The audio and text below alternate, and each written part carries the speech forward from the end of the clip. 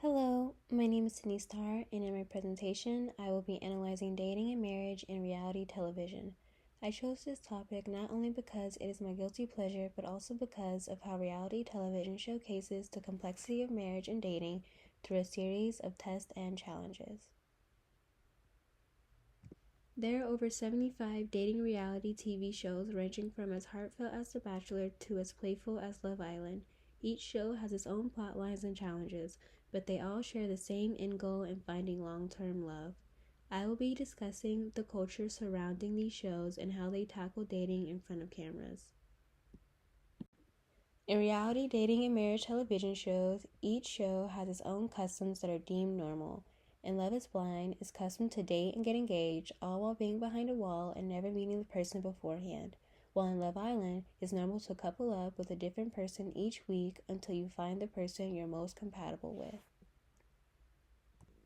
Each show has their own rules for the couples to follow. A common one is the no access to the outside world.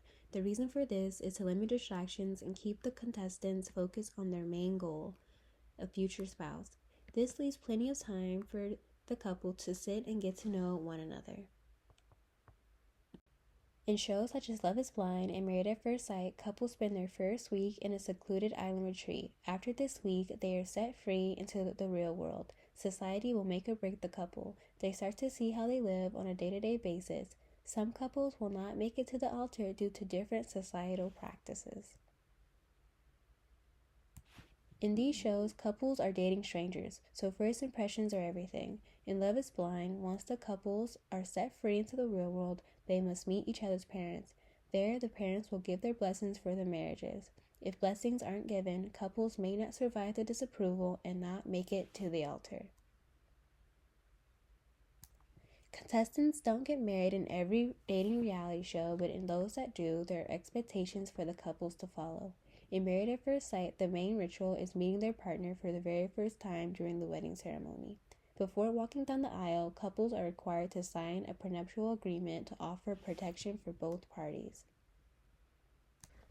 In Love is Blind and Married at First Sight, wedding costs are covered by the show.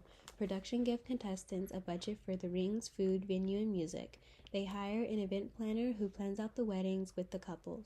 The couple has the option to use their own money to pay for upgrades if they please. During these reality TV marriage ceremonies, all cast members and wedding guests sign a NDA. This prevents any spoilers before the season airs. Also, couples are obligated to participate in the marriage ceremony, even if they choose to say no at the altar due to their contract agreements. Technically, you can say these marriages are arranged.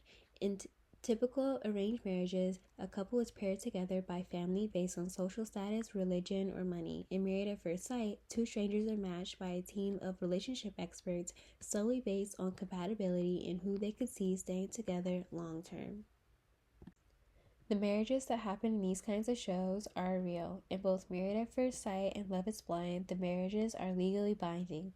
Unlike in Married at First Sight, the couples in Love is Blind do have the choice to say no at the altar if they do not wish to proceed with the relationship. Couples are expected to move in together immediately after the wedding. In past seasons, the couples would move into one party's home, but currently the show gives them a new shared space called neutral apartments to live in for 8 weeks to live life and make shared experiences as husband and wife. Families are deemed important in the show. As mentioned before, some couples will not get married without their family's approval. Not only is family important in the show, it is also outside of it. Couples from the show have built families of their own after filming, which is a good demonstration of the couple's growth. Infidelity is not an easy topic to handle, especially on screen. Infidelity scandals are typically handled during the reunion episode, months after the season was filmed.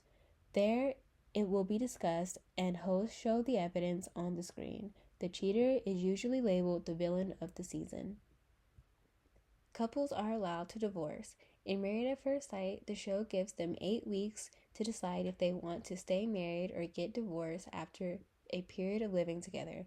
The production team offers assistance to help cover any therapy and divorce costs.